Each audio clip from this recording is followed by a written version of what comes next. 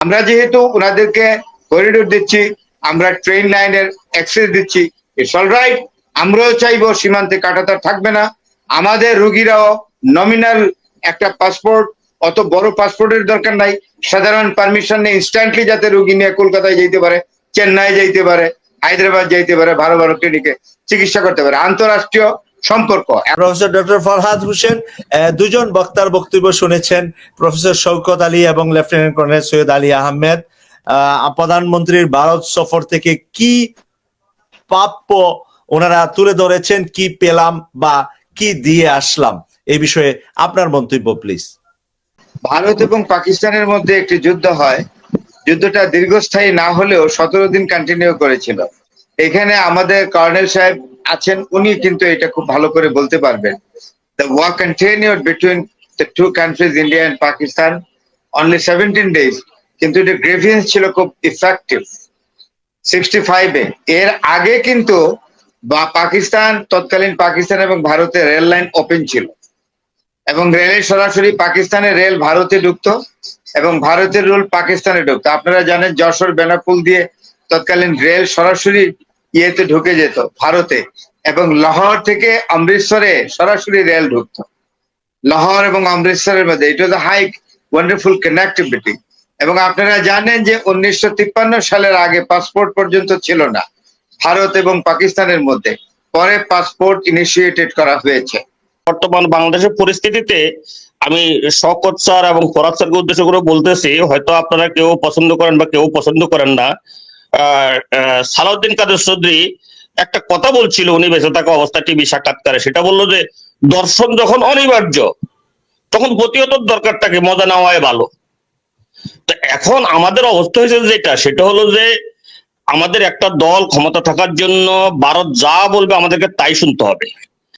যে ভারত কিন্তু ভৌগোলিক আপনার স্ট্র্যাটেজিক ওয়েতে ভৌগোলিক ভাবে একটা নাজুক অবস্থায় থাকে। তার প্রধান কারণ হলো ভারতের চেয়ে অনেক শক্তিশালী চায়না। এটা ভারত যতই বলুক, ভারত তার ডিফেন্সের কথা বলবে, ভারত তার মিলিটারির কথা বলবে, ভারত তার এয়ারবেজ এর কথা বলবে, ভারত তার নেভাল বেজ এর কথা বলবে, যে কোনো আপনার মিলিটারি এসপেক্টেই বলেন, চায়না ভারতের চেয়ে অনেক অনেক গুণ এগোনো। এটা আর বলারই অপেক্ষা রাখে না। আমি ফরহাদ স্যারের উদ্দেশ্যে বলবো, স্যার ঋণ আমরা আর কত বছর শোধ করব? আপনার মা মুক্তিযুদ্ধের সময় মারা গেছে, আপনার মা ঋণ শোধ করে গেছে, আপনার বাবা ঋণ শোধ করে গেছে, আপনি ঋণ শোধ করে যাচ্ছেন, আমরা আপনার ছাত্র, আমরাও ঋণ শোধ করবো ভারতের। এরপর আমাদের ভবিষ্যৎ প্রজন্ম আসবে ঋণ শোধ করতে। আমরা কি অনাদি অনন্তকাল ধরে এই ভারতের ঋণ শোধ করতেই থাকবো?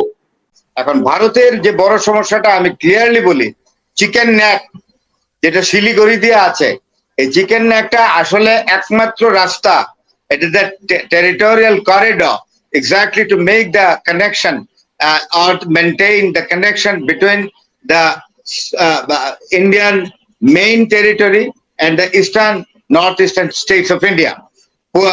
উত্তর পূর্ব সীমান্তের দেশগুলোর, ভারতের যে রাজ্যগুলো আছে সেইগুলোর সাথে ভারতের মূল ভূখণ্ডের যে কানেক্টিভিটি একমাত্র চিকেন নেক ছাড়া কিছু নাই টেরিটোরিয়ালি। তো সেখানে যে বিষয়টা হয় কি, আমি আপনাকে বলে ফেলছি, সেটা হলো এই, তাদের একটা আতঙ্ক থাকে যে চায়না 62-তে চায়নার সাথে ইন্ডিয়ার যে যুদ্ধ, it was completely nightmare experience for India. তো সেই জন্য এরা এই ফোবিয়া থেকে ভারত কিন্তু বের হতে পারছে না, এটা সম্ভাবনা। যদি কোন রকম আর্মস কনফ্লিক্ট কোনোভাবে তৈরি হয়ে যায় চায়নার সাথে এবং ইন্ডিয়ার আবারও, তাহলে ইন্ডিয়া যদি খুব র্যাপিডলি ট্রুপস মার্চ করে এবং চিকেন নেকের উপরে যদি কন্ট্রোল নিয়ে নেয়, তাহলে ভারতের উত্তর পূর্ব সীমান্তের রাষ্ট্রগুলো অটোমেটিক্যালি ভারত থেকে বিচ্ছিন্ন হয়ে যাবে। মাননীয় প্রধানমন্ত্রীর সুযোগ্য পুত্রদল 5,500 মামা, 5,500 মামা কোথায় আছে, কই আছে? কারণ 5,500 মামার বিরুদ্ধে এই যে ভারতের যে পিকে হালদার, ওই যে আপনার ইয়েতে ওই ফাইন্যান্সিয়াল স্কিমের মধ্যে যে পিকে হালদার আছে, পিকে হালদার বলছিল আমাদের 5,500 মামা 1,500 কোটি টাকা ঘুষ নিছে, এবং 5,500 মামারও কোনো আলাপ আলোচনা নাই। আপনার তো এই সুনুকুটিদেরকে ধরে তো লাভ নাই, বেনজির সাহেব, মতিউর সাহেব, এরা তো সুনুকুটি।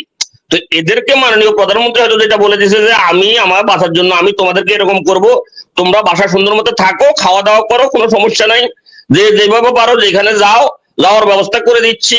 যে ইন্ডিয়া একটা federal state, federal country, union territory. আপনারা মনে রাখবেন, সবসময় আপনারা নিজেরাও জানেন, ইন্ডিয়া কিন্তু একটা সিঙ্গেল কান্ট্রি না। এটা কনস্টিটিউশনে নাই, ভারতের সংবিধানে পুরাপুরি লেখা আছে India is a union territory, অর্থাৎ অনেকগুলো রাজ্য নিয়ে একটা ইউনিয়ন হয়েছে। সেই ইউনিয়ন টেরিটরি হলো ইন্ডিয়া। সেই ইউনিয়ন টেরিটরির একটা ফেডারেল গভর্নমেন্ট থাকে।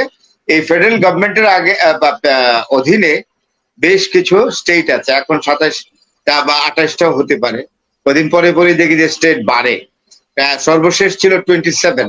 বাংলাদেশ একটি স্বাধীন সার্বভৌম রাষ্ট্র, ভারত একটি স্বাধীন সার্বভৌম রাষ্ট্র।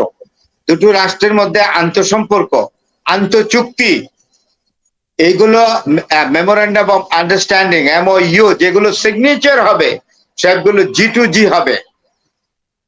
G2G ইন্ডিয়ার সাথে বাংলাদেশ হবে government to Indian federal government. India Bangladesh government not to any government of the state. কোনো মুখ্যমন্ত্রীর সঙ্গে হবে না, সেটা ক্লিয়ার কথা। এখানে আর অন্য কোনো কথা না। হ্যাঁ, আমরা আমাদের স্বার্থ অবশ্যই দেখব।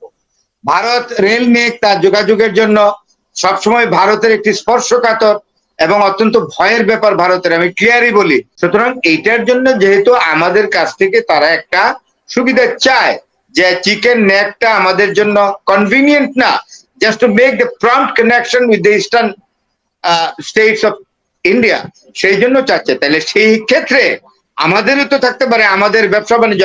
ট্রেন লাইন তো চলছেই ভাই। আমি তো ট্রেনে 2019 সালে গিয়েছি।